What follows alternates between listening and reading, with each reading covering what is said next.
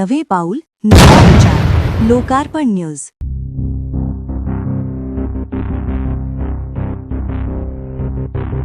उमराणेत भीषण एसटी अपघात.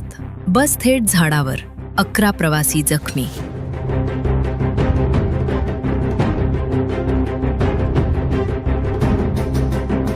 नाशिक जिल्ह्यातील देवळा तालुक्यात आज सकाळी एक भीषण अपघात घडला असून उमराणे शिवारात शहादा डेपोची एसटी बस थेट झाडावर जाऊन आदळल्यानं एकच खळबळ उडालीये.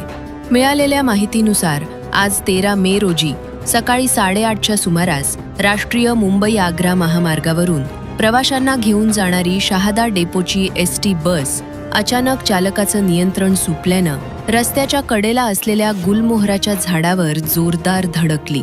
अपघात इतका भीषण होता की बसमधील प्रवाशांमध्ये एकच किंकाळ्या सुरू झाल्या. या बसमध्ये सुमारे 25 ते 30 प्रवासी प्रवास करत होते. या दुर्घटनेत चालकासह तब्बल 10 ते 11 प्रवासी जखमी झाल्याची प्राथमिक माहिती समोर आलीय. काही प्रवाशांना गंभीर दुखापत झाल्याचंही सांगितलं जात आहे. अपघातानंतर स्थानिक नागरिकांनी तात्काळ घटनास्थळी धाव घेत मदत कार्य सुरू केले. जखमींना तातडीनं उपचारासाठी रुग्णालयात हलवण्यात आले. दरम्यान घटनेची माहिती मिळताच देवळा पोलीस ठाण्याचे अधिकारी घटनास्थळी दाखल झाले असून पंचनामा करून पुढील तपास सुरू करण्यात आलाय.